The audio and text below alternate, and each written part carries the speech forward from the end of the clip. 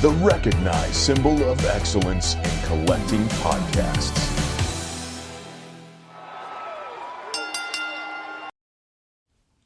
What's up, guys? Welcome to Mighty Champions Action Figure Radio. This is a show where we talk about toys, collectibles, action figures, and all that sort of thing. So if that's what you're into, you have come to the right place. My name is John Sargent. Hey, my name is Christian McGann. This is a big one today, episode number 48. We are going to, off the back of the TMNT and G.I. Joe crossover looking so good, we're going to invent our own crossover toy line. We've always got the news of the week, so we'll hit you with that. And then since Memorial Day just came and went, and it's the unofficial start of summer, we're going to count down our top 10 toys to play with outside. And I am fired up about that one. I got stories, man. I got stories. I am excited, and I made the list yesterday, I believe, and it is just so specific to me. Yeah, dude, that's the best. Yeah, it's funny. It's funny. You guys can follow along with the show on Instagram. We're trying to grow a community here, so that's where that happens. Also, coming up, the 1-year anniversary on June 15th. That is when we will do our Mighty Champions Hall of Fame. And if you want to participate in the Hall of Fame and vote on which figures get into the first annual Mighty Champions Hall of Fame, then you need to be following us at Mighty Champions on Instagram so that you can vote on that. That's also where you can ask us questions, answer our questions, see our pickups, check out our PCs, all that sort of thing. So that happens over at Mighty Champions on Instagram. Make sure you are subscribed to the show so that you don't miss any episodes. We drop every Monday. And then make sure you drop us a review because that's the only way that the show can grow. We need the reviews in order for the people to hear. We need the people to hear in order to get the community. And we need the community in order to go on massive toy hunts and buy more toys and turn this into a thing where everybody gets 1 million toys. Capiche? Capiche. All right. This has been a weird week for me in the toy space. It was a cool week for me in my just like personal life. I had a great work-life balance, got to work a good amount and go to martial arts and hit all my workouts, did a ton of knife fighting. I love knife fighting. I have just fallen in love with sparring with knives. You told the story, right, of the guy on this? I don't think I told it on the podcast. I don't know if I should. I don't know if I should, but yeah, I don't think I should tell that story on the podcast. Okay. Well, the little cliff notes, it's like you were at a seminar. Yeah, I did a 3-day-long seminar, and one of the guest speakers essentially was a knife instructor who made the claim that he's killed 5 people justly, and that was... You just straight told I wasn't even going to say the K word, man. I was just going to say that he was just a guy that had many reasons, for some reason in his life, to continually pull knives on people. Yeah, maybe we should have went with that. But anyways, he tried to hammer home how life and death it is. And I'm like, you know what? I've gone the first 42 years without getting in a knife fight. Well, because I think I'll go the next 42 years without getting in a knife fight. That's what I'm saying. And I was like, dude, you're going to leave there and just drive past a gas station. He's already there pulling a knife on somebody or getting arrested or whatever. But sparring with fake knives? Yeah. Great time. That's sick. It's an amazing time. I love it so much. So I've done a lot of that in the last week, which Beautiful. I've had a great time with. Watched a bunch of great movies. Well, not great movies, but pretty fun movies. Like Name a couple. Scream 2. Never seen any of the Screams ever. I think you'd like them. I don't know if I would, though, right? I think you would. Okay. I think you would. They're a good time. They're basically just meant to be a good time. They're definitely of their era for sure. Yeah. And Scream 2 specifically is just hollering out, please spoof me. The Scary Movie movies were an inevitability. Yeah. An absolute... There was another scary movie, a spoof movie that came out the same year called Shriek If You Know What You Did Last Summer, or something like that. I've never seen it. Have you? I've never seen it either. It has Tiffany Amber Thiessen in it, so I've always wanted to see it. No clue who that is. That is Kelly Kapowski from Saved by the Bell. If you didn't say Saved by the Bell, it would have been another wrote her a letter through Teen Beat magazine. She wrote me back. No big deal. It was only like a week ago. John, I'm so sorry. I do not date 8-year-olds. I was like 11. Okay. Best wishes. You know what I mean? Yeah. And it was pretty awesome. I had it right. on my wall until I was like 15. So that's the piece of paper you got over here. Lipstick on it. Yeah, I put that. And then last night we watched Desperado because of like Robert Rodriguez, and it has a lot of Austin ties, Gotcha, right? yes, It's like very Austin. That's the first of the like. Yes and no. So Robert Rodriguez's first movie, his film Yeah. was El Mariachi, Right. that he made on $7,000. Yeah. And it got enough critical acclaim that a studio gave him $7 million to make Desperado, which is basically just an excuse for guns and coolness. It's a John Woo movie. It's imitating a John Woo movie. It barely has a story at all, but it's just fun. Dude, I used to love Once Upon a Time in Mexico. But you haven't seen Desperado? I've never seen Desperado. Oh, it's way better. It's a sequel, right? Or it's the prequel. Once Upon a Time in Mexico is the sequel to Desperado. Yeah. Sure. Right, so they call it a trilogy, but two of them are the same movie. So my buddy Mikey, who was on this podcast, drummer of my band, he was Robert Rodriguez was like gonna show people for some, I don't remember what it was, but he was like, oh, I'll show people how to make a movie for $7,000 like I did. Yeah. So then he like put together this movie called Red 11, and then Mikey was cast in the movie as like a I think he was like a guy that spoils movies. Yeah. Like they called him movie guy or whatever, but he would always like spoil the movies for people in the movie. And he still has his phone number. Nice. He's got Robert Rodriguez's phone hit number. up Robert Rodriguez at any point. Man, I don't know, not to turn this into a movie podcast. I used to love him back in the Desperado days as just a straight up dumb action movie maker. Yeah. And then I love Sin City. And then he hasn't done anything since that I even remotely liked. Alita Battle Angel was okay. Yeah. But anyways, so yeah, that was kind of my movie week. And then I've done a ton of hunting this week on eBay and in stores. I'm looking for the Cactus Jack Ultimate because one, Cactus Jack is my favorite version of Mick Foley. I love Mankind as well, and just Mick Foley. But I had this brilliant idea that he's really the only person in my Detolf where he could have three figures represent one person, because I could get Dude Love, I have Mankind, and I could get that Cactus Jack and put them all bunched together in one place and have like the faces of Foley. So I had this idea, and I cannot get that Cactus Jack. Been to 20 Walmarts, and I'm like back in that groove and just striking out left, right, and center. So yeah, Austin, Texas remains a toyless nightmare in all aspects. I can't find anything worth picking up around here. So I've been on eBay. And I did get a win on eBay where I got my second Rocky figure, which is from the first movie, the first wave. It's the Rocky, they call it training gear. So he's wearing like the top of the steps gray sweatsuit. It looks, I was going to say it looks great. It doesn't. I love it. I'll put it that way.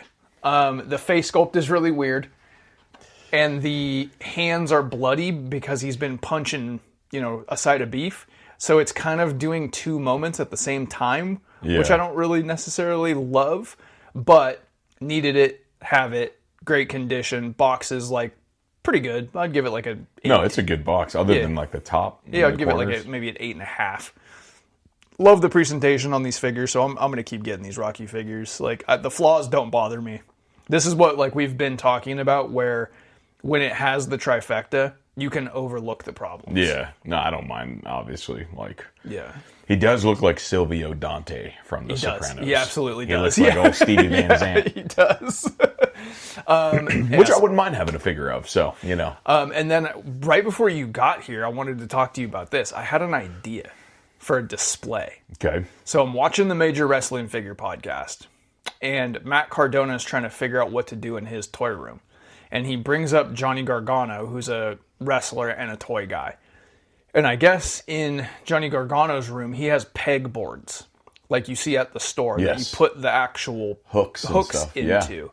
And I was like, oh, I never thought to do that. So I looked up pegboards online, and I didn't really necessarily firmly know what a pegboard looked like. Yeah. And then I looked at it, and I was like, oh, it's just a plywood with holes in it. Okay. That actually is a good idea, because if you put some stuff that's on box, like 2 or 3 deep, that's a cool toy. It's amazing. It's a toy store look, and you can rearrange it, right?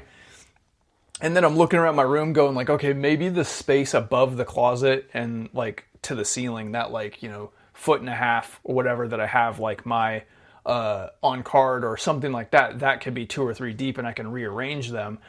And I'm looking at the pegboards, and I was like, yeah, but it's just like white or gray or like wood. I'm like, that doesn't look good. And then I was like, what if you took that piece of wood and painted a graphic onto it? Or like paper mache'd it with comic books. Yeah. Or something like that. Then put the pegs on it, then put the figures on it. Like that, I was like, I think I'm going to do that. Dude, it's a Saturday project. Yeah, I was like, I'm kind of fired up on that. Yeah, Samantha has a pegboard thing that she got for her desk because she works at IKEA, so she gets all kinds of stuff. And I even asked her about that. I was like, wait a minute. And was like, I kind of want to use these for like, because I initially was planning to keep like the Star Wars Episode 1, 2, and 3, whatever figures in the box.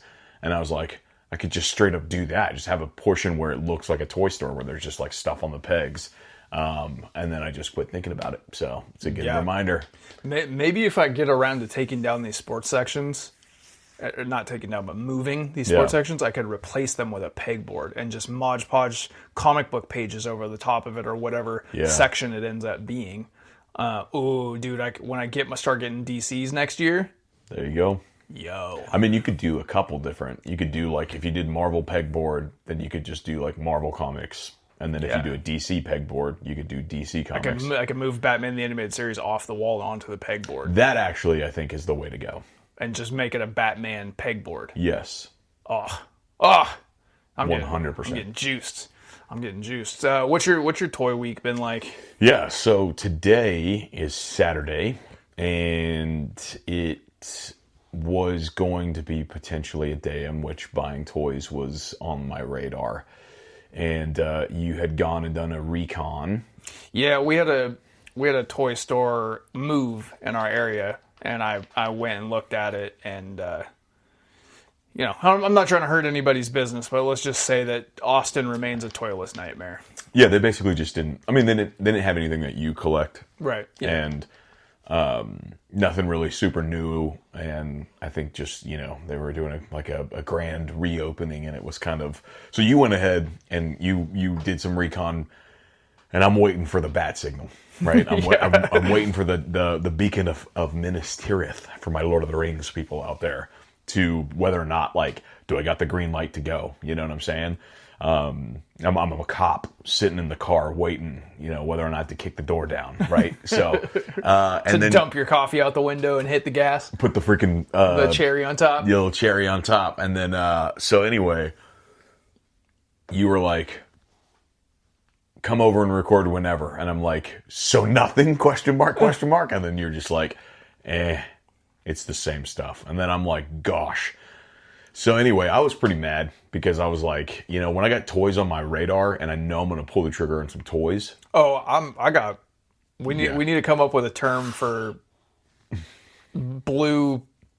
Yeah. I can't think of a rhyme. Yeah. Well, yeah, man, I've just learned that blue shelves. Yeah, exactly. Honestly, man, when you sent me that, I was like, darn it, because it's like, my toy buying isn't like your toy buying, right? Like, you're usually like a Monday through Sunday kind of guy. I only buy toys on days that end in Y. Yeah, exactly. But so me, I'm like, mine are more specific. I don't really do the eBay as much, so it's like I'm going to buy in person. That's like my joy. So I'm anticipating that, and then once you basically send the signal and say like, yo, don't waste your time because it's a far drive and it's just going to really lead to disappointment. So I'm mad because of that. And I'm kind of racking my brain. I'm like, there's another antique mall in Taylor, Texas, which I've never been to. It's like a really small town kind of outside of Austin. And I'm like going through the Google, photos like on their Google Maps or whatever, just to try and see like anything, zooming in, and it's like, man, like there's a handful of little wrestler toys in this photo, but like, you know, it's 48 minutes, so it's like that's a big. What's the indicator? Like For when what? you're looking online at like a distant place that is like, you know, it's mostly couches and lamps or like whatever, right? Like what is the thing that you'll see in a photo that tells you that what we're searching for? Is it abs? Like if you see something that has abs, are you like, Nah, honestly, what is like, is it like arms and legs? What is the thing that tells you my stuff is here? if there's like a recognizable figures of some Like sort. a character that you... Honestly, I would say like one. There was I think of one place in Buda, Texas, which is like further south. We went to an antique mall because Samantha was like looking at them, and there was a photo of Toy Biz Marvel Legends Gambit. Okay, so specifically... That specifically was like eyes wide shot over. I think another time was like Power of the Force or whatever was on the wall, and I was like, okay, well they have stuff. There's something. But this time I was like, man, if they don't have anything and it's straight up essentially like an hour drive, right, which is what you did. Yeah. It was an hour drive there and back to leave empty-handed is crime. That is a crime. Yeah.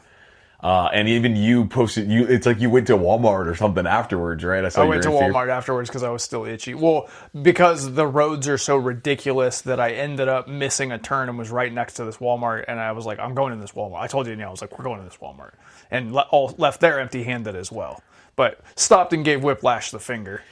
Which is, again, just like the cherry on top, because it's just like, God, man, please let me find some wins. So I thought to myself, I was like, man, you know, I could go to the Round Rock Antique Mall. And for those who have been listening, I found a Bible Man action figure last time we were there, which was a crazy, super ridiculous niche find that I was super fired up on. And so I went back on my Instagram to go see, like, when did I post that? And it was February 2nd. That was a long time ago already. Yeah, whoa, dang. And I was like, okay, so 3-4 months since there's we've been. some turnover since then. I was like, there's got to be something new. Was Camo Carnage Steve there? Gone. Oh, damn. Gone, yeah. So No, the guy. Oh, yeah. The person. Oh, yeah, no, he wasn't there. Yeah, dude, it was crazy. It was really packed today. But, yeah, so I asked Samantha, I was like, you want to go? She was like, yeah, I'm down. So anyway, we get there. It's like popping, dude. It's like the thing to do on a Saturday, which is fine. It's cool. And on first entrance, there's like I just see new stuff already. And I'm like, awesome. And even if it wasn't stuff I collected, it was like giant robots and like... As long as there's turnover. Dude, and I was like, immediately, I was like, all right, I'm good. So I just go in and I'm looking, and then the first little toy booth, I walk in, the first thing I see is a Superman the Animated Series piggy bank. Sick. Which is the one that I have. That's the cookie jar. Yeah. It's the exact same one, but a piggy bank. Yep. I just yoink, look at it, $14, boom, got it. And I was like, all right. It's like a bust, right? Yeah, it's a little bust. Yeah. Yeah. So I was like, that's sick. And then Samantha was like, oh, that's mine. Give it. And I'm like, nah, I mean, we'll just, we'll put it in the house, right? It's going to the same place. Yeah. And then I found like a couple other things that I'm like, all right, hey, like I'll come back for that if I don't find anything else. I'm trying to take my time, but then she like will stay in one little booth because it's an antique mall. So there's like 150 booths. And she's interested in virtually everything in the building. Yeah. And so she's just over there. And then she's like, just go on without me. And I was like, all right, well. So I go and do like some like recon, and then where we found the Camo Carnage, Steve Austin, the guy has he has a glass case basically just full of loose figures, and he's actually there. The dude is there. So when I walk over, I notice him like kind of cleaning up stuff. And then I'm looking at the glass case, and then he kind of is just like, hey man, this is open if you want. It wasn't open last time. And so he just opens it up for me, and I'm kind of like digging around. I don't really find anything that's like really, really, really sticking out to me. A couple things, and I'm like kind of doing some Google Lens just because I'm trying to find, there's like stuff I don't recognize. Right. And I'm thinking worst case scenario, they had some Batman Animated Series loose figures. So I'm like, I'm not leaving empty handed today, dude. Because I'm just still like fired up. He has a box of like a bunch of bagged loosies, and he's like, dude, you can pull that out if you want. And so I pull it out, and then as I'm pulling it out, he's like talking to me. He's like, "Hey, I don't know if you're familiar with car bots or something like that. Some like Korean Transformer knockoff. kind of Transformer type thing." And I was like, "No, I'm not. Nah, I've never heard of him." And he's like, "Maybe before my time." He's like, "Oh, well, I got him if you want to take a look at him." And I was like, "Yeah, man, I don't really dwell in the giant robot space." And I was like, "Honestly, I'm just more of like the Power Ranger or like, Superman type stuff." And he's like, "Oh, okay." And then he's like, "Man, I got so many action figures." Like, I was like, "Man, I've gotten awesome stuff from here like the last 2 times." Yeah. And he's like, he was like, "Oh, that's cool." And I was like, "Yeah, man, because like Austin really doesn't have." You got any more of that Bible Man? I know. I told him about the Bible Man. He's like, "Oh, Bible Man, I remember that one." And I was like, "Yeah, dude, that was crazy." And so I tell him about how I was like, I'm just struggling to find stuff in Austin. He's like, "Because it's like pricing," and I was like, "Yeah, pricing." I was like, also just like they don't move stuff. And he was like, "Man, I've got so many action figures at home." He's like, "Really, the only reason I don't like bring." Because I asked him, I was like, "How often do you restock this?" At every weekend. Whoa. And he was like, "The only reason I'm not doing a ton more is because I just got to pull them out and individually price every single one of them." So he's like, "It's kind of take," and it was man, open a store. Yeah, there was a lot more in there, and than the last time. Okay. It just was like some Power Ranger stuff that was like missed me by like not seeing it on TV. Same years that I was active. Yeah. But so anyway, I'm digging through the Lucy's. I end up finding a Power Ranger, like a silver Power Rangers in space figure. Okay. And I'm like, and he's like, "Oh, by the way, it's 40% off." Yo. Yoink. Yeah. So I'm rolling. What is your Power Ranger display? Just a mishmash of whichever ones It's you all find of them, that you whatever I like? find on the same Do you have shelf. any complete teams? None. Okay. I don't think I will, because I don't know. I mean, I have a weird thought process, you man. do. I don't buy. It's just like, So probably, I don't know. I don't really care about the yellow or the pink Power Rangers. Like, it doesn't really complete it. You in don't my even mind. know in the not Mighty Morphin, anything beyond Mighty Morphin. You don't know if they're girls or whatever. Yeah, I do. Yeah, they're usually like pink and yellow. I don't think the Yellow Ranger is always a female. I think it is. Yeah, you might We be have to right, look but at that. yeah. It's not that I'm against it. I've always gravitated towards like the Black Ranger or the Red Ranger or like I don't know. It's so weird to me that you're not motivated to finish a team. Yeah, I don't know. I just I just think the way I would have thought when I was younger. Okay. So yeah, so there's like another booth that's like down the way, and it's got some okay stuff. They have like basically backups. I'm just like, okay, if I don't find anything else, I'll come for that. And then I kind of make my way through there's like another like really promising one at the very end that just progressively gets worse every time I'm there.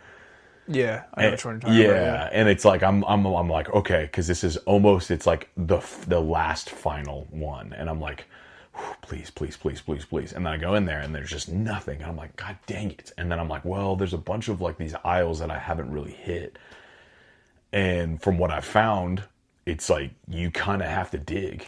Yeah, you have to go through grandma's stuff because 'cause like there could be just one random gem. And that's exactly what happened. So I went through, I actually took a photo of I thought you were about to pull an action figure out of your pocket right No, now. I almost brought them with me. So to sort of jump ahead a little bit, I did find like little random stuff tucked away. Yoink.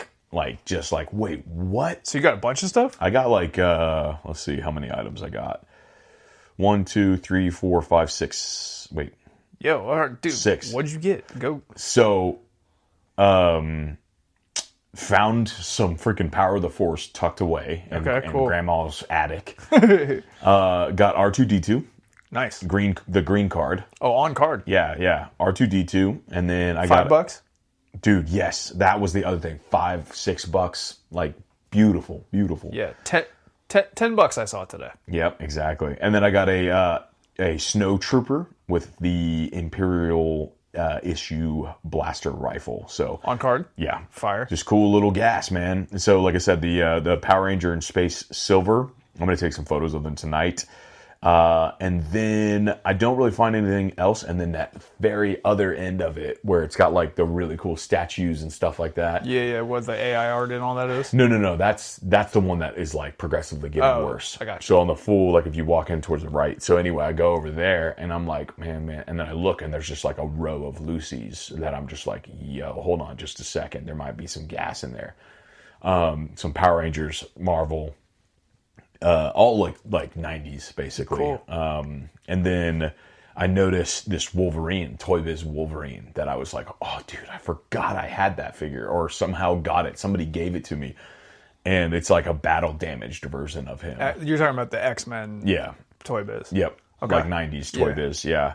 And then a Mighty Morphin Red Ranger, that's like... A flip head? No, it's not a flip head. It's like an even smaller version, like a 4-inch version, but it's from it's like 1990 or 93, I think. Like it came out at that time. I need to do a little bit more research on it. $5. Wolverine was 10. Dope. I'm walking down a little bit further, and then I spot that Rocky 3-pack, which I was like, dude. Yeah, you sent me a picture of the Rocky 3-pack with Paulie, Apollo, and Rocky as they're walking out for the Clubber Lang fight. I need that 3-pack like I need air, but I want it mint. Like I'll if it's a little less than mint, I'll take it for the right price. Yeah, but the one you sent me was a little less than mint, but it's more than mint price. Yeah, I was looking around because every booth was doing 40% off or something. Something like that. Yeah. So I was looking at that one, was just said red tag only, and it didn't have a red tag. But Samantha's walking around, and then like we both spotted at the same time. She grabs it. She's like, "Oh, look!" And then I'm like, "Oh my god, give me that! It's Cyclops from X-Men Evolution." Sick. And I was like, "Cool." So that's what I walked away with. The funny thing is whenever, because that one you had to ask for somebody to come and get the case. So as I'm walking back to go open the case with the Toy Biz Wolverine and the Power Ranger, there's a guy looking in the case, and he's like Google lensing a Nightcrawler, and I'm like, so I go over there and I'm like, I was like, oh man, checking out the Nightcrawler. He's like, yeah, I'm trying to see what that is. I don't really recognize it very much. And I'm like, it's late 90s Toy Biz. I was like, because you could tell, it's like the scale was smaller than like when it became like Marvel Legends. And I was like, and you can tell this is like their first bout of first go around, like, yeah, of articulation. Yeah. And I'm like, dude, this podcast has made me way smarter about stuff. And then he even asks, he's like, what is this silver one over there? He starts asking you questions like, you work there? Yeah, well, he was like, what is this? He's like, I don't recognize this one over there. And I was like, oh, that's Hasbro. Like, this is whatever. That's for that. And he's like, and then there was another one from like a figure from the 80s, like Ninja Warriors or something like that. And he's like, do you recognize that? Do you know that? Do you have that knowledge? Do you know what this is? And I was just like, I don't know that one, man. Dang it. But give me another month of the podcast. I'll figure it out. Yeah. If you run into the Mighty Champions out in the wild, ask us questions. We got you. We got it, man. We got that knowledge. We got you. Yeah, it was clutch. Then I found there was a 10-inch Toy Biz Silver Surfer. Beautiful package, dude. Came with like, it was a 30th anniversary or something like that. Came with a Infinity Gauntlet, and then had the surfboard, and then just all this stuff. And I was like, oh my god, this is so beautiful. And it was $50, and I was like, God, man, I was like, why is this so expensive? And I look up, and it's just 50% off. And then I was like, oh, dude, $25. I know. I put it back. Why? I don't know, because I was already kind of spending a lot more than I was sort of anticipating. Bro, put back 2 random Power Rangers. I probably could have, yeah. Oh my god. I don't know. It was sick. So anyway, long story short, scratched the itch, essentially. Fed the beast. It's very, like, they're extremely played with toys. Yeah. And they're toys that had we gone to a toy store that was like full of gas, I would have never bought most of these. Right. But because it was like, I need some action figures in my life, and I want to go on a hunt, I want to stumble on them. That's why I think the antique mall is like almost more of a fun hunt. Because it's like it is a good time. You have no idea what you're actually going to find. You're not at a toy store. You're at an antique store hoping to find some toys. Yeah, it is a good time. I do like the dirt mall. Yeah, I was like walking around, and like some people were like stopping me with the stuff that I had in my hand. One lady was like, "You look just like my husband," and I was like, "Is he buying a lot of stuff?" She's like, "No, he's looking at everything," and I was like, "Oh," or I was like, "Is he buying toys?" And she's like, "No, he's looking at everything," and I was like, "Then how Am I like your husband? It's just an old lady. And then she's like, you should have seen him with the Legos. And I was like, Legos are dangerous. She thought it was hilarious. And I was like, man, I'm killing here. I'm killing. So anyway, that was a good day. I got a 10-minute set at the antique mall. Yeah, exactly. Oh, man. All right. Yeah, like I talked about at the front of the show, the new G.I. Joe and Ninja Turtles crossover is starting to get pre-ordered, and we're seeing the packaging and the pricing and all that stuff. So we thought it would be a good idea to talk about our own crossovers. So we're going to do that next. The dreaded beast versus the savage hunter. Aliens versus Predator with awesome new Predators. Clan leader attacks with whipping dreadlocks. And Stalker, glowing in the dark, fires his spear. Suddenly, flipping up his attack spikes, the wild boar alien charges. And the ferocious mother alien in her monstrous hive traps Spiketail, then covers him in ooze. Ooze 'em! Who will survive? Aliens versus Predator. Queen Hive playset comes with mother alien figure and ooze. Other figures sold separately. We've talked about a handful of times on this show that we don't like crossovers. Mm-hmm. Like, not like as the show, but individually, neither one of us is really a fan of crossovers. It really is a genius idea. It can be. It can be, but it kind of is, though. Yeah, it's like... It depends. I think it fully depends on what the things that are crossing over are. Yeah. Right? Like, I've talked about on here when we first brought this up, Ninja Turtles sort of get a pass because they've always done it. They've always been basketball players and wrestlers and whatever, right? Like they've always crossed over. They're a goofy property, and you can't really go wrong with that. We've seen other crossovers though where it's like, why? Like, why does this exist? Yeah. WWE and Street Fighter, that's a marriage made in hell. I don't understand why it's even taking place. I can kind of see that one, though. It doesn't, for me. Yeah. For me, personally. It doesn't add up.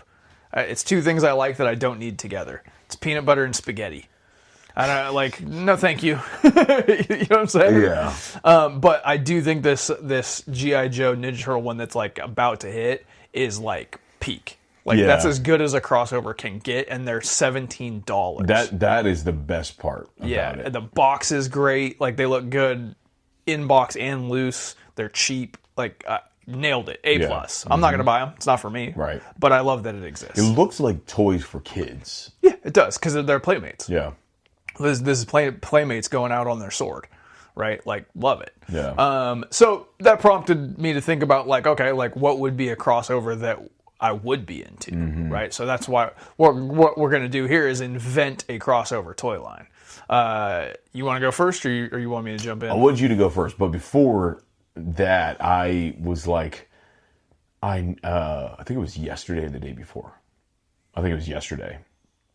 I'm like, I need to come up with the idea. I didn't have it until like yesterday. Okay. And it's weird because it's like my brain is thinking about 250 different things, and then I'm at the eye appointment with my girlfriend. She goes, and I'm sitting in the lobby, and I'm like, let me just sit and think. So I just sat and just. It really helps, just in general in life, for anyone who can hear the sound of my voice. Put your phone down from time to time, dude. Yeah, I just kind of sat and I just thought. I said, what would be a good idea? And I actually racked my brain because I'm like, coming up with these kind of obscure concepts, and I'm just like, that's cool, but maybe only I would think that would be cool. It's like, how would I actually sell this to other people, or is this too niche that it almost sounds like I really didn't have an idea, and that I was just kind of like, how about peanut butter and spaghetti? All right, so what you got? Okay, so here's my crossover, but let me tell you what sort of crossover it is. Shared line, like we see this TMNT G.I. Joe thing where it's like both logos. Yes. But not crossover like Leonardo dressed as Godzilla. Correct. You know what I'm saying? That's dumb. I will say I am right there with you because I do not. I don't need the Ultimate Warrior is Blanca. Yeah. It does nothing for me. I do think that the TMNT and G.I. Joe one works because it's goofy. But in general, I hate that. Like, I can't stand what is it? Thundercats and Motu? Is that, like, on the shelf right now? I think. No, it's yeah. So, Transformers and yeah, Transformers and Motu does nothing for me. That it's not that. Okay, here's the idea. You know I love Predator. I do. Right? You got Predator and the whole Predator franchise. We'll do my beloved 6-inch scale. Okay. Right? Articulated, $25 price point style wrestling Marvel Legends action figures, right? So you got Predator, Predator 2, you got whatever AVP. So I guess we could include the aliens in this. I don't really care about aliens, but if we're gonna make this a long running line, then we can bring them in. That includes Arnold, and that includes Danny Glover, and then whoever is in the other movies. Anybody that's ever been in a Predator movie available on this side of the line. Okay. Versus Rambo. Oh, whoa. Give me that, dude. So you have the existing Rambo movies, right? Yes. First Blood, Rambo 2, Rambo 3, desert stuff, different outfits, the, Colonel Troutman, tanks, guns, rocket launchers, representing those movies in that series, Old Man, Rambo from Last Blood, all of it. But then you take those and you cover them in neon green blood or whatever. You invent a story that hasn't actually happened in between those two things of battle and traps and all this sort of stuff, right? And obviously Rambo would be perfect prey for a predator. Oh, he would love it. He would love it. So that's where I'm at, and just the dark red stamp military print logo Rambo with the Predator logo. Beautiful. On a box, dude, on black box. Man, that's sick. And then you get the booby traps and the wires and the knives and all the weapons. If you did a 2-pack with Arnold and Rambo, Yep. it'd be Yep. So you have Dutch and John Rambo together, which is the basis of the video game series Contra. Sick. And then you have, if you include the aliens, now you basically are making a Contra line without calling it Contra. Yeah. Right? That's 3 lines basically crossing over. Yeah. But that would be sick, though. Yeah. Yeah, you would probably need to do something similar to when the Superman Batman crossover with Alien and Predator. It probably would need to be something like Rambo by himself comes with a Predator. Yeah, that sort of stuff. Yeah. So you basically in my head, it's a Rambo line and a Predator line being sold together. And then, like I said, you invent a conflict that has taken place for battle damage stuff or whatever. Yeah, exactly. Right? You can there's where you get. He already dressed it. He covered himself in mud. Yeah. It did. So it literally is canon. Yeah. You get mud-covered Rambo, and then you have the battle damage or different outfits from different locations that never actually took place. Yeah. It gives you license to do that. It would be amazing. Arctic Rambo now makes sense, right? Or whatever, that right? So that kind of thing. So yeah, that's my crossover, and I won't rest until it happens. I don't know why it hasn't. That's crazy. That would be amazing. I think 2-packs would be the way to go. Yeah. Maybe a Rambo that comes by himself, but he's got a Predator head in his hand, something like that. Yeah. Or you could do a Predator with Rambo's head and spine, like he actually won or whatever, right? Or Colonel Troutman's head and spine, and Rambo's not having it. There you go. Yeah. That's probably the way to go. Pretty good. Would definitely sell a lot. So. Yeah, mine is interesting because like I said, I was trying to go and try to be somewhat unique, and then I remembered that it's a toy, and toys should just be fun, and it would just be you want to look at it and be like, God, I would want to play with that, right? Yeah. So mine's not really super unique, and I've sort of touched on it through time and space in this podcast, but I believe it to be genius. Because I would love it, which is a G.I. Joe Jurassic Park crossover. Oh, dude, you know what? That was one of my first ideas, and I went, Christian's going to do that. I figured, I was scared both of us were going to have G.I. Joe. I don't know why. That slaps. That's good. Yeah, it's a little too perfect in my opinion. Like it's so good, but I want it to be. It's a little bit. It works and it doesn't work because the two franchises don't have anything to do with each other. But a kid who's playing is 100% of the time going to put their soldiers and dinosaurs together. Yeah, you know what I mean? The concept of it really doesn't work that well, but but it does to a kid. Yeah, like it's the who doesn't coolest. care about licenses and franchises. Dude, okay, so I'm gonna break it down even more. So the first release, the first line, you're gonna get the only line that I've come up with. We're going 3.75 inch figures. Yeah, so yeah. we're So scaling the dinosaurs down. can Yeah. And I feel like that's more like toy. It's just more toy, right? It's so much more something that you would have played with when you were younger that you couldn't deny. allows for vehicles. It allows for vehicles, which is exactly what I went with. So I created 5 vehicle combinations. So the number one would be the killer whale, which is like the hover boat, like super popular. You're going to see if you watch Toy Federation, that's like the big one they're always talking about. It can float in water, from what I think I've obviously this is G.I. Joe's way before my time, but I'm pretty sure that can like actually. Yeah, you're right. And it's a 2-pack. It comes with the whale and maybe like 1 or 2 figures, whoever it would come with naturally, which I think is Steamboat or whoever. Shipwreck, yeah. And a Spinosaurus. Dude, that's so sick. It's so sick. It's so freaking sick because you just bring it into the tub and you're good to go. Yeah, I would legit do that today. Exactly. But you would have the same thing. You have the G.I. Joe artist, whoever was doing the art at the time, right? Can't remember his name. Ron Rudat. And then he just crosses over and just meshes with the Jurassic Park. Yeah. By the way, Antique Mall had T-Rex, Triceratops. 93, full blown. How much? Expensive. The T-Rex was like 80, I think. That's not bad at all. I was like, oh, is this person trying to like fake that they had, I thought they were reusing the reissue. Oh. And then I look at the bottom of the foot and it was like 93 Kenner. And it was they had like 2 T-Rexes, the red T-Rex. Oh, and then I think they had a Triceratops, another T-Rex. And Dude, I might go to the Antique Mall. Are you certain that Rocky 3 was not on sale?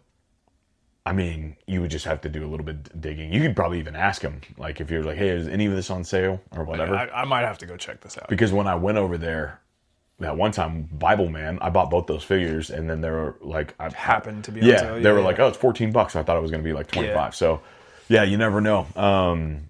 So, number 2 would be the Dragonfly, which is the assault helicopter, essentially. Comes with a pterodactyl. Apache helicopter. Yeah. Comes with the helicopter. I mean, sorry, pterodactyl. Dude, that's so good. It's match made in heaven. Yeah. And I think the way that I would do the box, the box, Wild Bill, even better. Yeah. The way that I would do the cover art again would be meshed. It would have both logos, but the artwork would be like G.I. Joe, the painting featuring a dinosaur in it. I think it would be a pretty good box. I don't know, maybe like 20 by 30 inches or whatever, some kind of scope. But there would be like the window, right, would be like the helicopter, and underneath would be like the wingspan, like fully open. That way you're seeing both things. And this is the 90s we're talking about. So nobody's like, hey, how about we just take away the plastic and we just do like a cardboard box on the cover? Yeah. Paper straws. Yeah, exactly. So then that's the other one. And then we're going to keep going here. Is it Jurassic Park / G.I. Joe or Jurassic Park versus G.I. Joe? So I, in my brain, am doing versus G.I. Joe. Okay. I would write a concept, right? I'd say Cobra found an abandoned island. Little did they know that there was a abandoned engine facility in which they tried to take over and Is this like a scenario where G.I. Joe and Cobra have to like kind of defend themselves against dinosaurs? I thought about that maybe there would be like for some reason that they would have to go to the island. Yeah. and that they would have to essentially get from one point to the other, but have to go through dinosaurs to get there. Yeah. But then I'm also, again, trying to think like a 8-year-old. So The concept of mine is obviously the Yautja would try to hunt Rambo. 100%. Like, obviously. And it's just like in Vietnam. Yeah. So then number 3, we got the Vamp, which is like a Jeep. That's probably the most sought after G.I. Joe vehicle. Yeah. So the green Jeep, and then we got it to T-Rex because that makes the most sense, right? Trying to outrun it. Heck yeah, dude. And then number 4, we got the rapid fire motorcycle, the Ram, and a Velociraptor. Because who doesn't love Yep. like a trying Comes to outrun with Ned Landry. Exactly. Jacked Ned Landry. So this one was a little bit challenging because it's just so overly dominating the dinosaurs, but also at the same time thinking like an 8-year-old. So the Mobat, the motorized battle tank, and a Triceratops, because it's just like Tank. Yeah, like it's just like a big tank versus another tank. So, and then number 6 that I would have would be a mobile command center, because I think it's the headquarters command center, G.I. Joe headquarters, but this one would be like mobile. Yeah. And it would be almost similar to like the Jurassic Park play set. The gates. Yeah, like the gates, but also maybe like it would With be the like a tower compound. and all that kind of stuff. Yeah, and then that comes with maybe a couple dinosaurs. The other thing I thought about doing as well for another Dude, what? take those G.I. Joe classic vehicles and put the JP Explorer paint job on them. Yeah. Ah, I think yes. that would be perfect. That would be perfect. The other thing I thought about doing was inventing something for Jurassic Park that hasn't been done yet that still makes perfect sense. Like, bring back a saber-toothed tiger.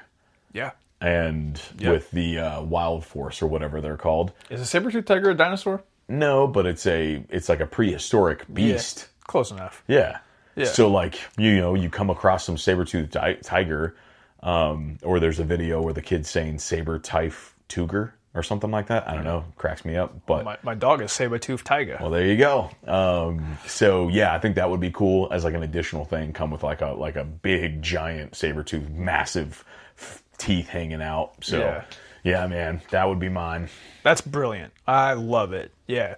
Get at us at Mighty Champions and let us know what your crossovers are, because I genuinely need to know. All right, let's get to the news.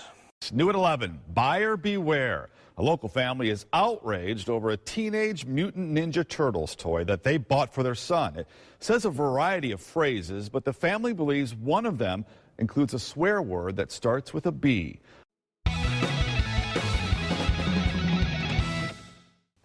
Full disclosure, it's a very light news week as far as reveals go. But the first thing I want to chat with you about is, have you watched the trailer for Season 2 of X-Men 97? I did. And? I thought it looked pretty good. I couldn't be happier about anything on this earth. Yeah. I'm more excited about that than I am for Spider-Man Brand New Day or any like upcoming movies. Yeah. It looks really like unique. Yeah. Like it's like, oh, we haven't seen something I like love this. that they're taking stories from across all of X-Men and then just putting them in this timeline. Yeah.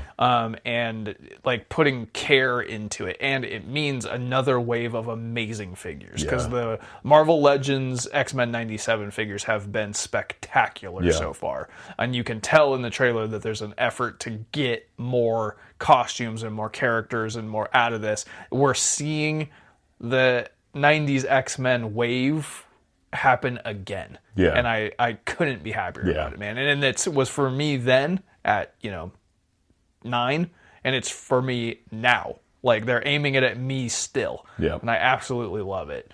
Yeah, I didn't think about the toys. Yeah. The whole new costumes. I think they have like the kind of Brown suit Wolverine, like battle damaged Wolverine, the blue and white Cyclops, he's wearing the like Excalibur Cyclops, Excalibur Jean Grey, all of that stuff. Yeah. Apocalypse, they haven't done Apocalypse yet. All of that stuff. Forge, Like there's yeah. tons and tons and X-Force cable. There's a lot of potential There's a lot here. of them, yeah. Like if you haven't checked out that trailer, watch the trailer, then watch it again to pick out the little Easter eggs, then watch it again to pick out the toys. Yeah. Then watch it again to listen to the music. Right. All right, and then jumping over to G.I. Joe Classifieds, they have revealed their San Diego Comic-Con exclusives, and it looks like there is a new Shipwreck and Cadet Deming, which I don't know what this is necessarily in reference to because I'm not that big of a G.I. Joe guy, but a repaint for, maybe not a repaint, but like a different version of Shipwreck where he's kind of an old man, and then Cadet Deming, who is a Cobra cadet, tons of like accessories like a sword and poly and some kind of computer-based thing, and there's like a pirate thing going on. So if you can get to San Diego Comic-Con, that's a good-looking 2-pack, and I'm sure it'll be available on Hasbro Pulse after. They also showed off a San Diego Comic-Con exclusive, Fatal Fluffies, which appears to be a luchador wrestler dressed as a bull. I don't know what this is, and I kind of hate it. It has to be like a real deep cut. Yeah, sorry if I'm making the G.I. Joe people angry, but I think this is incredibly dumb. It has nothing to do with my version of G.I. Joe, but hey, it must be somebody's or they wouldn't be putting it out. Yeah, I mean, it's got to be some kind of deep cut from like the show or something like that. But yeah it's pretty bad. And then McFarlane has their Savage Dragon that actually... Did it get released? Yes. Savage Dragon is now at select retailers. We talked about it when they kind of showed the images. It looks good. Like if you know what Savage Dragon is, or if you just think that, Dragon Mans are cool, then I like it. Boss Fight Studios, in their Epic Hacks 112 line, they showed off a Conan Tower of Elephants 2-pack. And I think this looks phenomenal. This is my mind's eye of Conan the Barbarian, which comes from reading the novels. And this is what Conan is described as looking like. And I love that it's in the 1/12 scale. And it's, I don't know where you buy boss fight stuff, maybe directly from them or from Big Bad Toy Store, I guess. Oh, yeah, that's true. But I might think about getting this just to keep with I have the collection of original novels, and I might get this just to put with that. That's sick. Which would look just cool on a shelf. Like, this is a very, very cool Conan the Barbarian. And then lastly, for me anyways, Mondo did a teaser for Goliath from Gargoyles. By the time this episode comes out, the full photo will probably have been released, and they always do a great job. But again, I brought this up a couple weeks ago, and you said I was kind of being crazy. Gargoyles was just done by NECA and nobody bought it. Yeah. They kind of seem to be late to the game on whatever properties they're doing. Yeah. But they always look really good. Yeah. They always look really good. But yeah, that was really the only news I could drum up this week. Did you have anything that you were nothing interested in? I think that was pretty much sums it up. All right, then let's go outside and play. Let's do it. What's the matter, Bobby? Sometimes a regular squirt gun just won't do. Introducing the Super Soaker 50. I'm back. Just pump up our powerful air pressure system, and you can soak someone up to 50 feet away. Sorry, sis. The Super Soaker 50 from Laramie. You'll be wet. Also available, the Super Soaker 100 and the Super Soaker 30. All right, it is unofficially the start of summer, or if you live in Texas, it's been going on for a month and a half already. And that got me thinking, what did I play with outside? And then the minute I started trying to think about it, I had a wave of ideas and memories come back to me of like, oh yeah, this, and this, and this, and this. And then all week I've been talking to people because like, they'll talk to me about, I'm the toy guy to a lot of people, and I ask them, what have you been playing with outside? And people I'm sure this happens to you too. There's this initial not really interested or polite, I'll answer your question. Then as soon as the gears start turning, they start spinning. And then they get enthused, and then they start talking about it. And this one got people. all week. I was doing it to people left, right, and center, being like, what did you play with outside? And they would go, outside? Yeah. And then they would just fire off a bunch of stuff. Got marble erector set thing, tons of sports kind of stuff, a lot of stuff that's on my list, a lot of stuff that might even be on your list, like a lot of commonalities for people that are around my age. This got people they got their brains going. So I've got 10 here. You got 10? How many do I have? I don't know. I told you to do 10. Well, I don't personally. Let's see, 1, 2, 3, 4, 5, 6. I have 7. Okay, then I'm going to go through my 10. Let's go through your 10. Yeah. All right. Coming in hot at number 10, a magnifying glass. Interesting. Bro, I've talked before about, I had this lady that ran my daycare. Her name was Ruth. Shout out to Ruth. She was an amazing artist. She could draw Todd McFarlane's Spider-Man.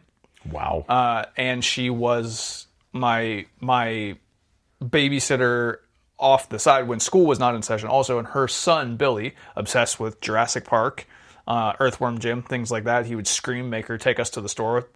I went to Toys R Us mostly with them. Wow.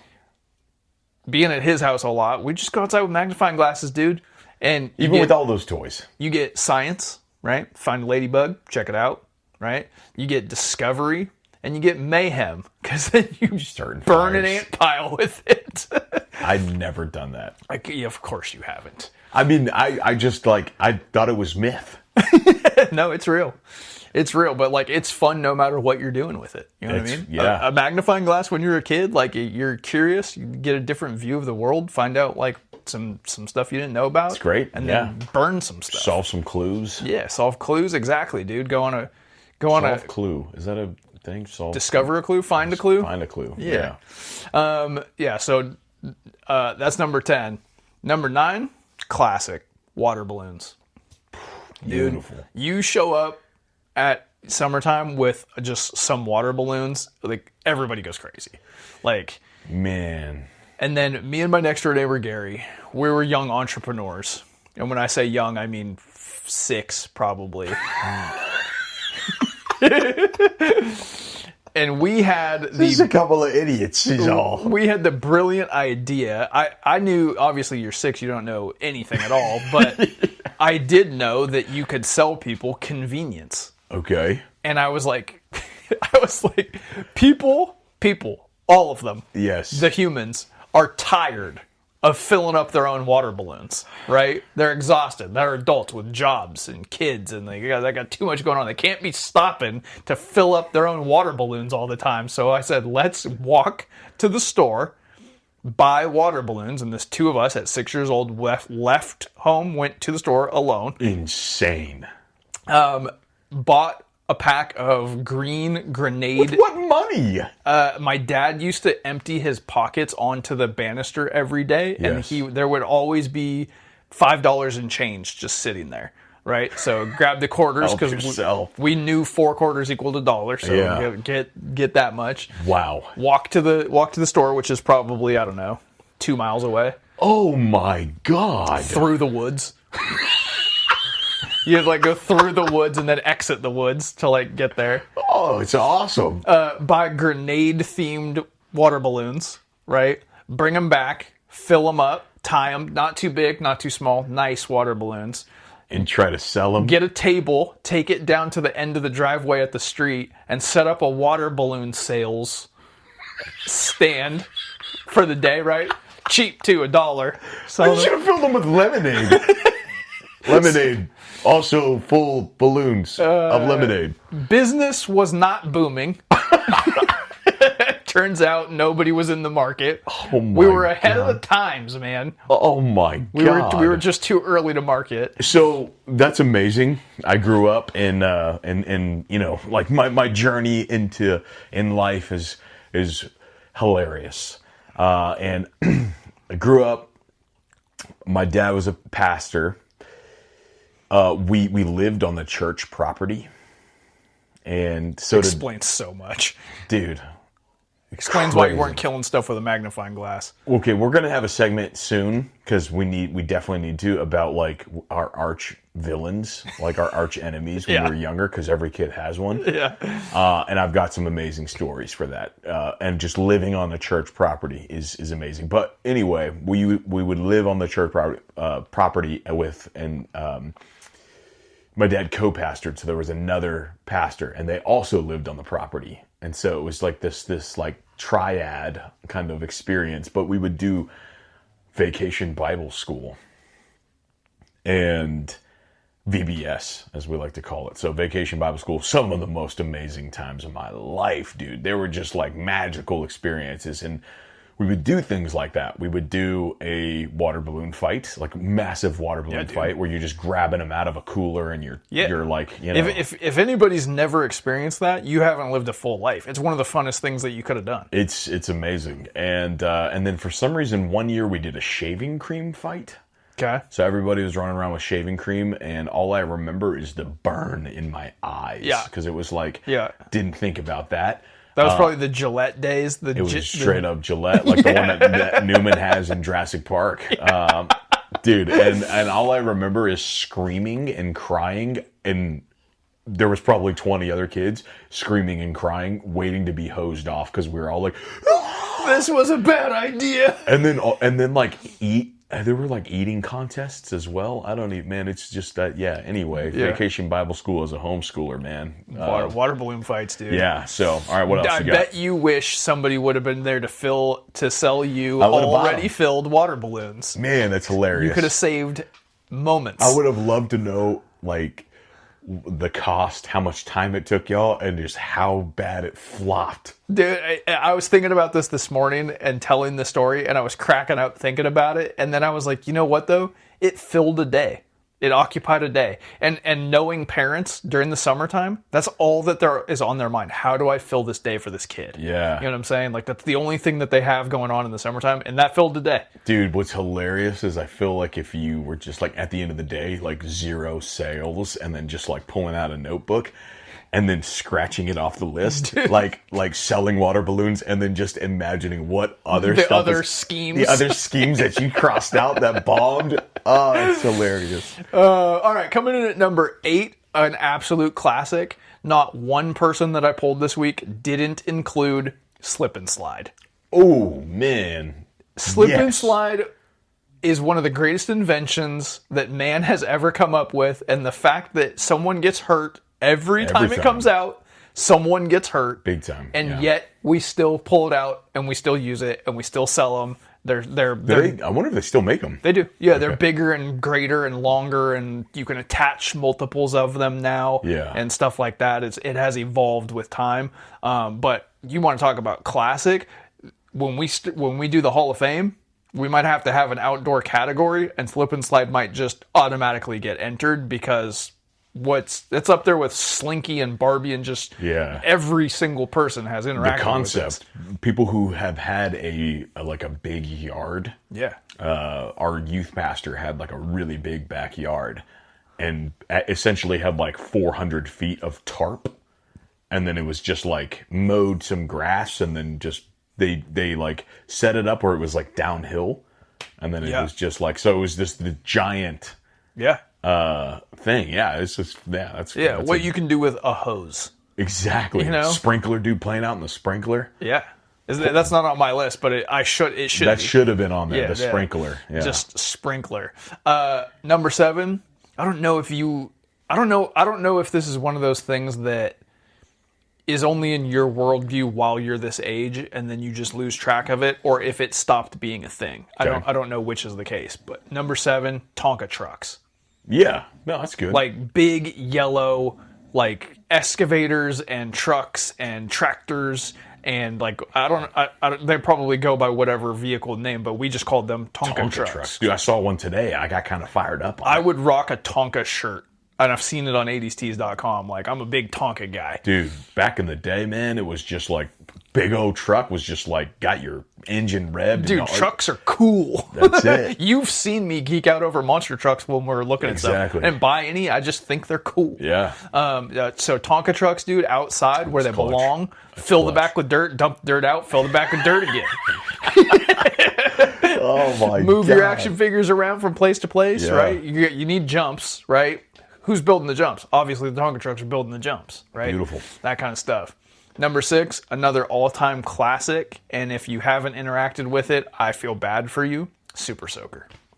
Oh yeah. When I was a kid, the Super Soaker came out. I'm surprised it's not number 1, but go ahead. And, well, it's not number 1 this was really hard to order. Okay. It's not number 1 because at the end of the day, it's a squirt gun. Yeah. It's just the sickest squirt gun ever, and the marketing is what really made it happen. And because like prior to the Super Soaker, the squirt gun held however much water the shape of a gun would hold, and it had the little bobbly thing in it, and it halfway worked, and the trigger was weak, and it had that little white plastic thing that you filled it that was like, they sucked. Then the Super Soaker came along. I think the first one was the 200, or no, the 100. And the pump action was similar to a BB gun, right? So it had those kind of vibes. Yeah. Oh, I should have put BB gun on here.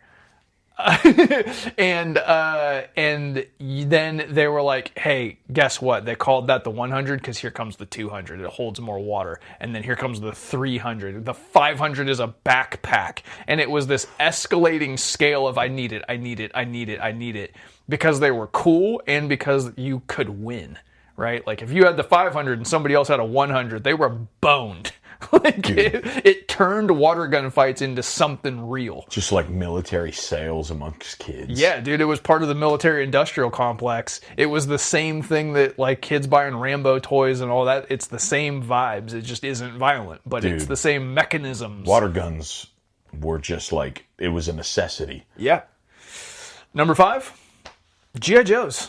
Beautiful. I only played with my G.I. Joes outside. Yeah. Right? And I think that's part of the reason why my G.I. Joe classifieds are on the fence for me, because they're indoors. They don't get to do what they're meant to do. Just start a garden back there and have them out there in the garden. I'm not gonna. I mean, if we ever get another freeze, I'll do some like photography and stuff like that. But I'm not gonna go outside and play with toys. I mean, I'm just not going to. But like G.I. Joes are meant to live outside. Dude. Yeah. They're meant to be doing stuff. Number 4, pool basketball. That's a good one. Man, I love pool basketball. I remember playing in a hot tub one time where we made the like goals with, I don't even know what it was, like the pool noodles and some other stuff. And I think we spent 9 hours in and around a hot tub playing pool basketball. Hot tub is crazy. It wasn't hot. Oh, okay.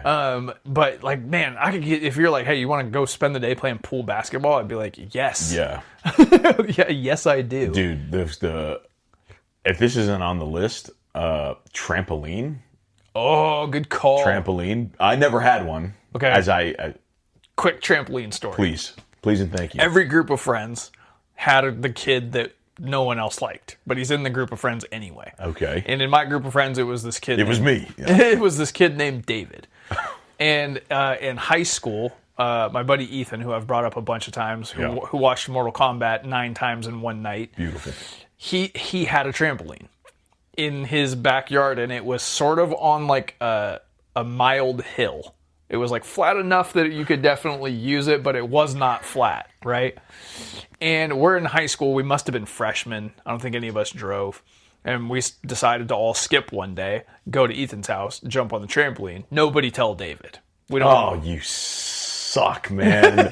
Nobody tell David. Every friend group in every universe has one of those. God, that's sad. So we're out back, and if you look at Ethan's house, his front door all the way through his house to his back door, they're perfectly aligned. Okay. With the deck that leads to the trampoline. Dude, you're blowing my mind because I have a story very similar, but continue. We're out there jumping around, having a great time, and then we hear from inside the house, David's voice. You MFers, why didn't you invite me? He runs through the house full speed, jumps off the deck without looking, lands on the trampoline, flies off the other side of it, and lands rib first on a planter box. Oh my God. And we all were laughing so hard that we couldn't even ask him if he was okay. Like, he's writhing in pain. Like, it was more jackass than catastrophe, right? Like, he ended up, like, definitely, like, bruised ribs. Like, didn't have to go to the hospital or anything like that. But we didn't even know he was there. He just flew in and flew off all in one beat. That's amazing. Yeah, it was incredible. So it's almost the exact same story, essentially. Big group of friends. One buddy has a trampoline. He's also the friend that has a go-kart, right? His parents don't care about his life. The go-kart is a sacred event. Oh, yeah. When it worked. Yeah. Because it never worked. It never worked. But when it did, it was amazing. So kid, he wasn't necessarily the hated kid. He was just sort of like, he was weird. He was also the kid that I spent a day with him, and I went to CC's Pizza, and then the kid was like staring at me through the crack in the stall. And then also I had to take an oath, like hand up, take an oath to promise to ensure that I never told anybody that he wears a diaper when he goes to sleep. Good thing you haven't still. Good thing you still haven't told anyone. I broke the oath, man. The blood oath. Yeah, that was one of the wildest days of my life, man. So anyway, but yeah, I was gonna name drop him, but maybe I shouldn't because I just don't murder my man like that. Okay.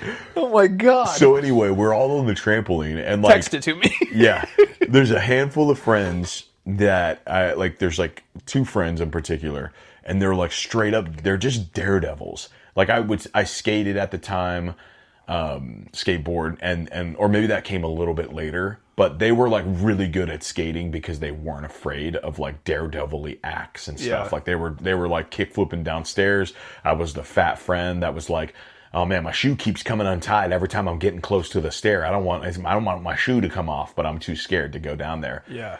And they would just do like flips off of stuff all the time. Now keep in mind this correlates with, you know, Mortal Kombat, Power Rangers. So it's like there's this constant need to do flips off of things. For sure. I could do flips on the trampoline. Couldn't do them on the trampoline, off the trampoline, onto the ground. Yeah. But they decided they wanted to do that. So they were jumping up, doing like double front flips and just straight landing on their feet and being like, that's sick. And with no practice whatsoever. I'm smart enough and fat enough and dumb enough and lame enough, to be honest, to be like, my ankle. Yeah, it was just like I somehow managed to like bypass my turn. Yeah. His name's Johnny. The funny thing is like there's a real potential where like somehow he sees somehow. Oh, you're a dead man. Yeah. So anyway, he gets on the trampoline and he does like 3 or 4 bounces and he's scared. And I almost feel like at that time I was like, man, you don't got to do this, but also kind of wanted to see what was going to happen. Yeah. Dude takes like 3 or 4 bounces and then just like goes for it and then just flips, but he essentially just does like. I'm grabbing a figure that nobody can see, but he essentially just bounces and then just like flips and then just lands straight on his back. Like He did a back flop. Yeah, he just doesn't try to land. And then it was just like, you just hear like wind knocked out and it's dead silent. And then he just sits there for a second and everybody's like, oh crap, are you okay? And he just gets up and we're like, Johnny. And he's just like, I'm good. And he just walks.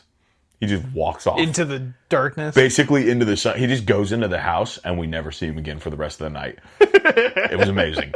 It's so good. All right, number 3, another classic. I was struggling to come up with I was like, I have a million things I could just say, but like, do they really mean something to me? You're going to love this. I'm sitting here last night thinking about it and I'm watching Seinfeld. Okay. And it's the episode where George is like enamored by Elaine's boyfriend because he's 90s cool. Dude, that guy looks cool, man. That's Dan. Tony. That's Dan Cortez. And Dan Cortez was the guy on MTV Sports. Okay. He was the guy that ran MTV Sports, and he was also in the Nerf football commercials. Interesting. He's playing himself in that episode. And I was like, Nerf football, dude. Like, at up until like maybe 10, I didn't care about football. My dad was obsessed with it, and so I resented it because that was adult stuff. But a Nerf football and doing the exact same activity was 90s cool. It was neon. Neon. It was squishy. Usually has a bite taken out of it. And it's called Nerf, which is just an interesting word. Yeah. And Dan Cortez just looks like a cool guy. You know what I mean? So that worked on me. Dude, the episode, George flips his hat backwards. Yeah, his like plaid like dad hat. He's like, we'll go bowling.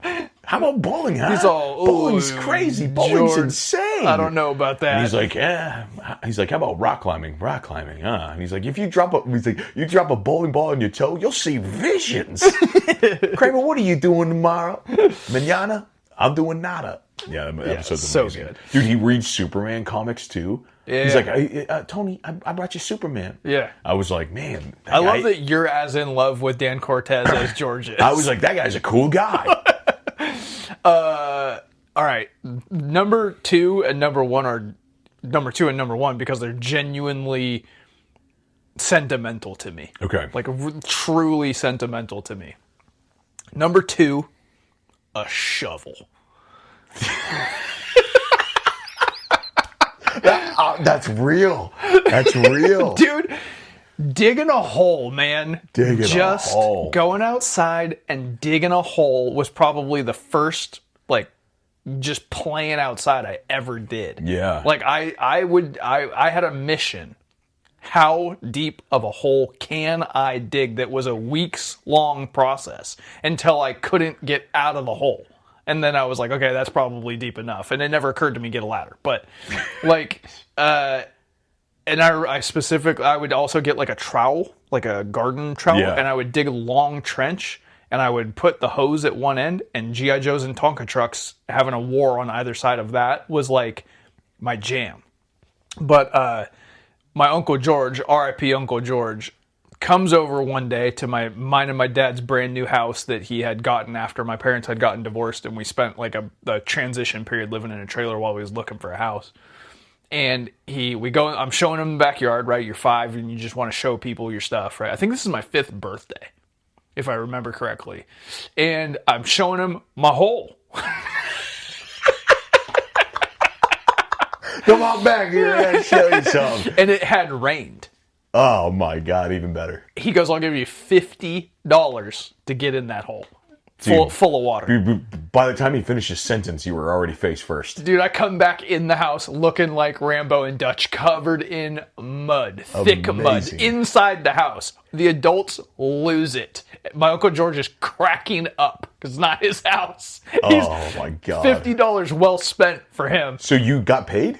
Hell yeah, I got paid, dude. My family used to give me big bucks to do crazy stuff because they were all on drugs and alcohol. So, oh man, I would get paid because I would do impressions of people. Oh, I used to do that too. But I would only get like freaking nickels and quarters and stuff like that. And now that I look back at it, I think it was just funny because I was fat. My dad didn't have money, but his siblings and the rest of my family did, and they would hook me up. That's sick, man. Yeah. The whole thing is hilarious. Obviously, I think I've told the story about the same concept, just digging a hole. Like, Mom, going out back to work, and it's just like digging the hole, and then how there was a kid from up the street waiting in the hole for me when I got home at 9:30 p.m. What kind of Viet Cong stuff is that, Bro, dude? Pulling into the parking lot. We lived out like kind of in the country, but there was like not really security lights. Charlie in our yard. waiting in your yard. Dude, pulled up and all we see is glare off of his glasses. Oh, you have to. That's terrifying. Yeah, he was also with a kid that was Didn't he have like a mental break or something?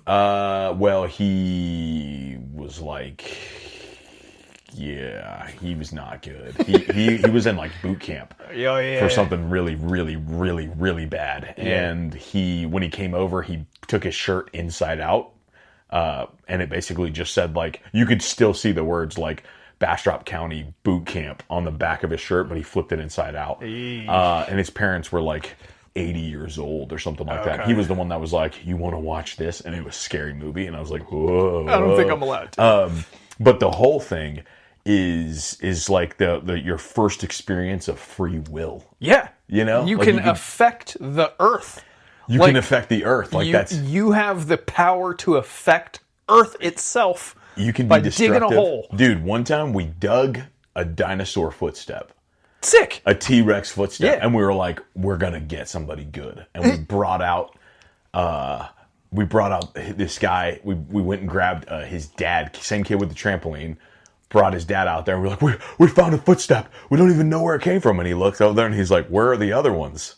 We only dug one. And we were like, crap. Amazing. Pull out the notebook. Yeah. Scratch it off the list. Next scheme. Yeah. Oh my God, that's so good. All right, my number one, wiffle ball. Wiffle ball. Dude, this is like when you're a kid, wiffle ball is just around. When I was a kid, wiffle ball was just around. And I didn't really care about it that much because there was only ever, when I was little, me and my next door neighbor and maybe like his sister or like one of our friends or relatives. There was never more than 4 maximum kids around. Yeah. So wiffle ball didn't really appeal to us that much when you're like, you also just can't hit the ball. You're just not coordinated enough. Yeah. But when I was like 20, there was a new push from the brand wiffle ball, and they put out new bats that had like a harder plastic sweet spot on them, and they marketed them better and harder for teens and 20-year-olds. And my circle of friends was much bigger at this time because I had a job and I was drinking. I had a big social circle, and we were all about baseball. That was like our main thing. So we all bought wiffle ball bats. We all bought 1 million base wiffle balls. And then we decided to be a league. We just broke off into teams of 2. Me and my friend, also named John Milliman. Shout out to John Milliman. Lots of shout outs for these memories. Both of us are named John. We both bought Blue Jays hats, and we called our team J-Thang. Some things are better left unsaid. And it was basically, we would keep like proto spreadsheets. I don't know how we were doing this at this time. I'm going to say that was 20 years ago. Excel might have been a thing. Okay. At the time. Yeah. And anytime you coincidentally were hanging out with any 2 guys who were a team, you had to go play a game. And I forget what it was, 3 innings or 5 innings or whatever, just in the street or at the park next to their house. Or like people were starting to get their own houses and apartments and stuff around this time. So there was like, you just go do that. And we would play full seasons of just grab your stuff out of your trunk. You have disposable time because you don't really have responsibilities.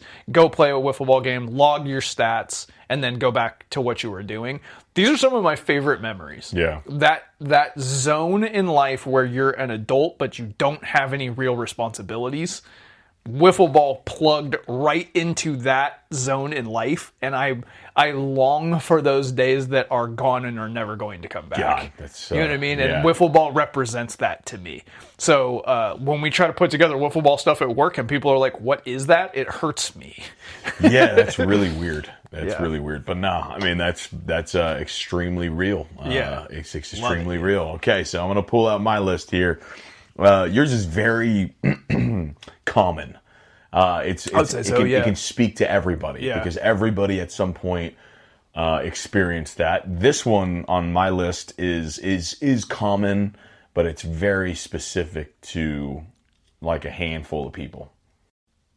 Okay, so number 1 with my list, a stick that looks like a gun. Dude, I want to change my number 1. I'm telling you, man. I feel like I bet you right now you could get on eBay and type in a stick that looks like a gun and probably buy it. There's probably somebody out there. $2,700 for the perfect stick that looks like a gun. You know what? That should have been the next thing on your freaking list of selling water balloons, selling gun sticks. Yeah. Oh my God. I cannot believe I didn't put that on my list. The amount of days, especially rainy days, that we would watch like First Blood. Yes. And then we've got to go to Regal Park in Sebastopol, California, climb into the trees and hunt each other with sticks that look like guns, and then come back with all sorts of, diseases that we found just playing in dirt. Mud diseases. Yeah. Dude, I remember specifically going out to a couple spots because one of my friends had like a ton of land, and it was just like, all right, everybody go try to find a gun. And we would just go around and like, find whatever we could. And it was like, oh, somebody found like a sniper rifle, a pistol. Usually it's going to be a pistol, Yeah. but the occasional like. If you do a sniper rifle is like the one of one, Exactly. like gem mint, Exactly. find. Or if they have like two branches that you could you grip, right? Like it's like a assault rifle. Number 2 being cap guns. God, another incredible, just the amount of caps that I hit with a hammer, ran through a gun. Like caps and batteries were being used in equal measure in the 80s and 90s. Dude. Yeah, like they were. I think it was like $3 or $4. You get a die-cast revolver, Like the cowboy set. The cowboy set, exactly. Comes with a holster. You get the shotgun cap guns that I think were okay. They also, I want to say, had the same.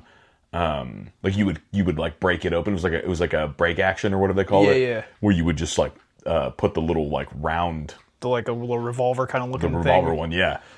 But those are some unsung heroes. The concept of selling gunpowder to children. Yeah, that's what I'm saying. I don't think it's a thing anymore. I don't think it is. I can't imagine that that's something. It's an explosive. Yeah, I can't imagine that they're still selling small arms to children. dude, one of my favorite and it's things. a shame.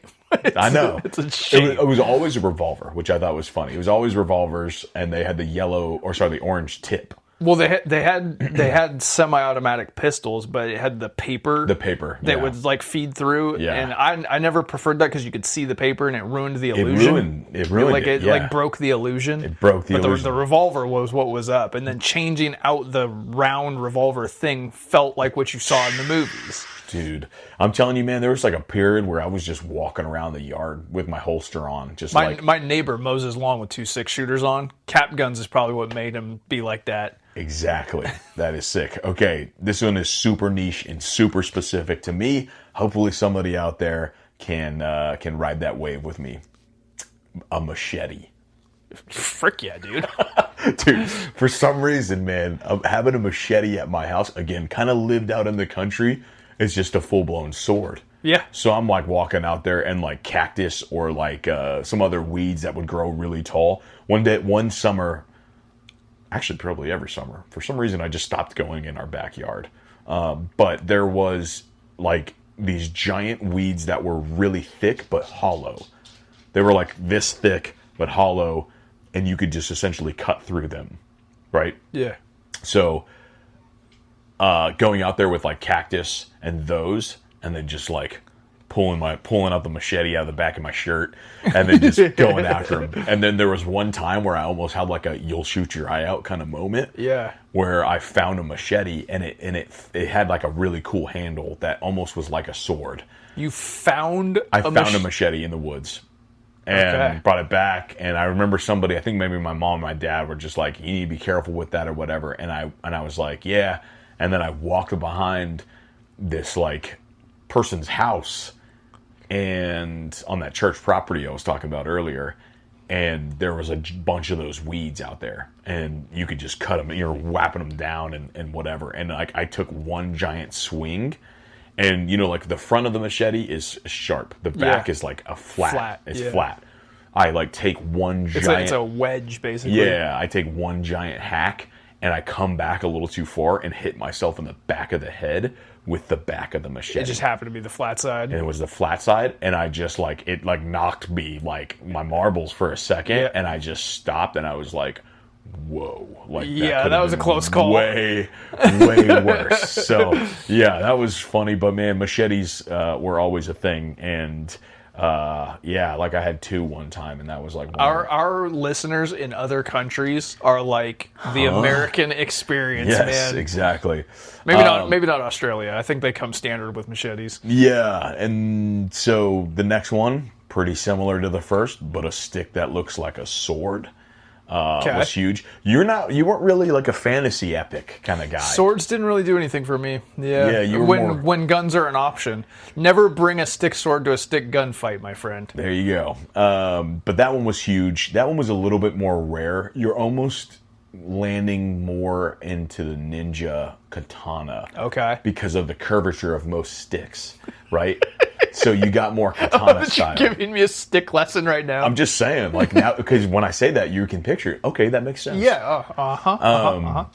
Also, there was a guy that went to my church that made like the foam swords for like the LARPing. Yeah. They called it something else in like homeschool language, but dude, one time we were fighting with that. That was fun. Very lame. School language. And he picks it up and he was treating it like he was some sort of blacksmith. And I was like, man, it's PVC pipe and foam, brother.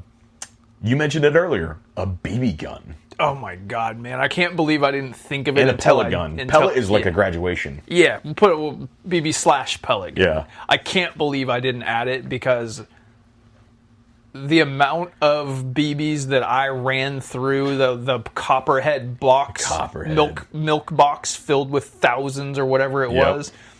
To this day, I live in a neighborhood that's covered in trees and thousands of squirrels and entitled squirrels that get fed and run right up to you and basically like take your wallet. And the number of squirrels that I killed as a kid, and I feel real horrible about it as an adult, and I think about it almost every day because I see all of these squirrels. But the number of cans and like good times and pellets, same neighbor, Gary, who I sold water balloons with. We grow up and we are not cool. Like we butt heads, we fight. Failed business partners. Yes, we fight all the time. Like, and I don't mean verbally. I mean like throw hands all the time. He has a cousin who's kind of gangster, and whenever they're together, they act way worse, right? And one day they come over to my house and just start throwing rocks at the front of my house, trying to get me to come outside and fight. But there's two of them. So I come outside with my pellet gun, one pumped, and I shoot his cousin. Whoa. Then they run, and then his mom comes back and goes, give it to me. And she's an adult, so I do. And she goes, you can tell your dad, or I can tell your dad, you're not getting this back till this happens. She still has it. Holy crap, she's waiting on the front porch right now. I never asked for it back. That was the last pellet I ever... Pretty smart, yeah. Last pellet I ever shot. I don't think I've ever had one in myself, but other people that I knew had one. The pump, I think, is the worst one. The pump was like, how much you pump it is going to be how far it goes.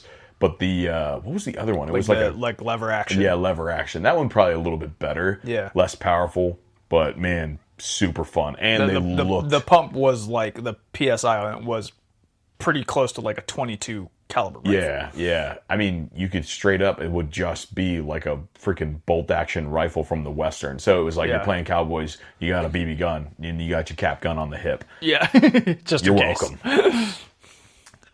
This one is an unsung hero. A homemade bow and arrow. I don't think I ever did that.